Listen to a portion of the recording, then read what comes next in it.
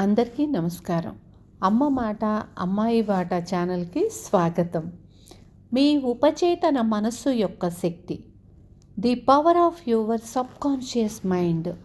Subconscious mind వలన ఎన్ని ఉపయోగాలు, దాన్ని సరిగ్గా ఉపయోగించుకోవటం వలన, ఆలోచించి చేసే పని వలన ఎన్ని బెనిఫిట్స్ ఉన్నాయి, ఎలా మనం మారాలి, ఎలా ఉండాలి, ఎలా ఉండకూడదు అనేది మనం తెలుసుకుంటున్నాము.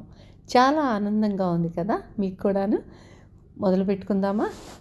డబ్బు సంపాదించటంలోని ఒక సాధారణమైన ఆటంకం అనేక మంది జీవితాల్లో సంపద లేకపోవడానికి ఒక భావోద్వేగాత్మక కారణంగా ఉంది. మనలో చాలామంది దీన్ని అతి కష్టం మీద తెలుసుకుంటారు. అది అసూయే. ఉదాహరణకు, మన వద్ద జమ చేయడానికి కొంచెం డబ్బే ఉన్నప్పుడు మన పోటీదారు బ్యాంకులో డబ్బును పెద్ద మొత్తాలలో జమ చేయడం చూస్తే అది మనకి అసూయ కలిగిస్తుందా? అటువంటి భావనను మనం అధిగమించాలంటే మనం మనతో ఇలా చెప్పుకోవాలి: ఇది ఎంత బాగుందో, ఆయనకున్న సంపద చూస్తే నాకు ఎంతో సంతోషంగా ఉంది, ఆయన మరింత ధనం సమకూర్చాలని మనసారా కోరుకుంటున్నాను. అసూయకరమైన ఆలోచనలు మనసులో అలరించటం వినాశానికి దారితీస్తుంది. ఎందుకంటే అది మనల్ని ప్రతికూల స్థితిలో ఉంచుతుంది. అందువలన సంపద మన వైపుకు రావడానికి బదులుగా మన నుండి వెళ్ళిపోతుంది. ఇతరుల సంపదను, సౌభాగ్యాన్ని చూసి మనకి కోపం వచ్చినా, చిరాకు కలిగించినా తక్షణం మనము అన్ని విధాలుగా అతను మరింత సంపాదించాలని మనస్ఫూర్తిగా కోరుకుందాం. మన మనసులో ఉన్న వ్యతిరేక ఆలోచనలను తుడిచిపెట్టి మన సబ్కాన్షియస్ మైండ్కున్న ధర్మాన్ని అనుసరించి అధిక సంపద మన వైపుకు ప్రసరిస్తుంది. సంపదకున్న ఒక గొప్ప మానసిక అవరోధాన్ని తుడిచిపెట్టటం. ఎవరైనా అవినీతికి పాల్పడి డబ్బు చేసుకుంటున్నారని చూసి విచారించకండి, బాధపడకండి. మన అనుమానం నిజమైతే ఆ వ్యక్తి తన మనోధర్మాన్ని వ్యతిరేకంగా పనిచేస్తున్నాడన్న విషయం మనకి తెలుసు. కాలక్రమాన మనసు యొక్క చట్టం అతనిలో పరిణామం తీసుకొస్తుంది.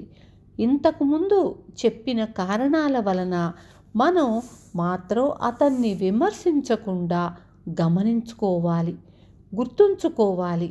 మన సంపదకు అడ్డు, అవరోధం మన సొంత మనసులోనే ఉన్నాయి.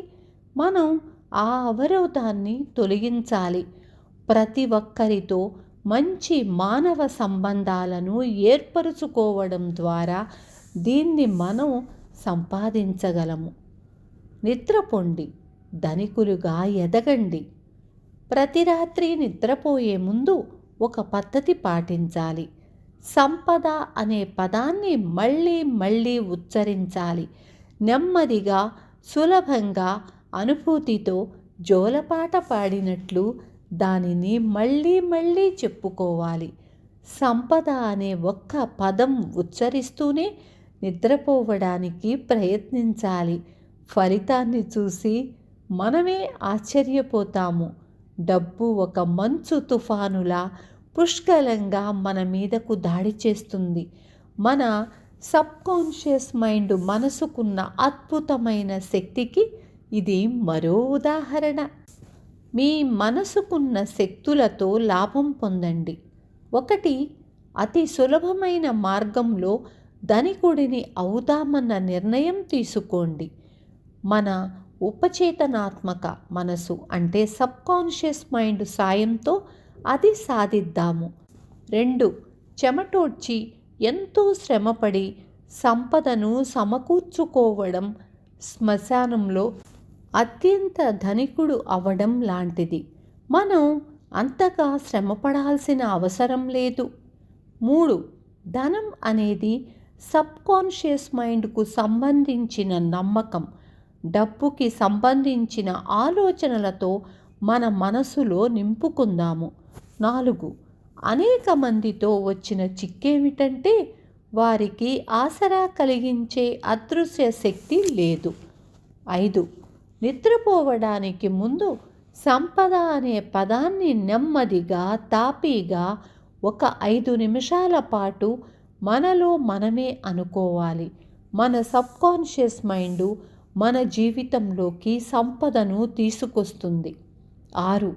సంపద అనే భావన సంపదను సృష్టిస్తుంది.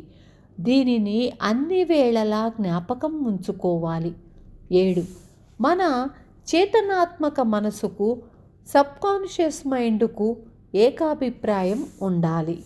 మన సబ్కాన్షియస్ మైండ్ మనం దేనినైతే నిజమని అనుభూతి చెందుతామో దాన్ని స్వీకరిస్తుంది. ప్రబలమైన ఆలోచన సంపద గురించే ఉండాలి, దారిద్ర్యం గురించి కాదు, చెడు గురించి కాదు. 8. సంపదకు సంబంధించిన ఏ మానసిక సంఘర్షణైనా మనం తరచూ ప్రతి పగలు రాత్రి నాకున్న అన్ని వ్యాపకాలలోనూ నేను అభివృద్ధి సాధిస్తూనే ఉన్నాను అనుకోవడం ద్వారా అధిగమించగలరు. 9. ఈ వాక్యాన్ని మళ్ళీ మళ్ళీ అనుకోవడం ద్వారా మనము మన అమ్మకాలను పెంచుకోగలము. ప్రతిరోజు నా అమ్మకాలు పెరుగుతున్నాయి, నేను ముందుకు వెళుతున్నాను, అభివృద్ధి సాధిస్తున్నాను, ప్రతిరోజు అధిక ధనవంతుణ్ణి అవుతున్నాను. 10. ఇలాంటి ఖాళీ చెక్కులు ఇవ్వటం ఆపేయండి. నా దగ్గర తగినంత డబ్బు లేదు, డబ్బు సరిపోదు లాంటివి. ఇలాంటి వాక్యాలు మన లేమిని మరింత పెంచుతాయి. 11.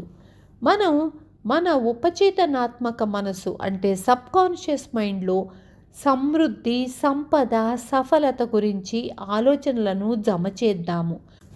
అది వాటిని చక్రవడ్డీతో సహా మనకి తిరిగి అందిస్తుంది.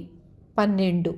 మనం చేతనావస్థలో రూఢీపరచిన దానిని కొద్ది క్షణాల తరువాత మానసికంగా తిరస్కరించకూడదు. దాని వలన మనం కోరుకున్న మంచి జరగదు. 13. మన సంపదకు మూలం మన మనసులోని ఆలోచనలలో ఉంది. మనం చేసే ఒక ఆలోచన కొన్ని లక్షల డాలర్ల ఖరీదు చెయ్యవచ్చు. మనం వెతుకుతున్న ఆలోచనను మన సబ్కాన్షియస్ మైండ్ మనసు మనకివ్వచ్చు. 14. ఈర్ష్య, ద్వేషాలు సంపద ప్రవాహానికి ఆటంకాలుగా నిలుస్తాయి. ఇతరుల సౌభాగ్యానికి సంతసించాలి. 15. సంపదకు అడ్డంకి మన మనసులోనే ఉంది. ప్రతి ఒక్కరితో మంచి మానసిక సంబంధాలు పెట్టుకోవడం ద్వారా ఆ ఆటంకాన్ని నాశనం చెయ్యడమే. విన్నారు కదా, అర్థమైంది కదా. మనం ఏవి ఆలోచించకూడదు, వేటి గురించి తలుచుకోకూడదు, వేటిని అనుకోవాలి, మననం చేసుకోవాలి. అర్థమైంది కదా. అలాగే తప్పకుండా ఆచరిస్తారు కదా. రేపు మళ్ళీ మీ ముందుకు ఉంటాను. Thank you.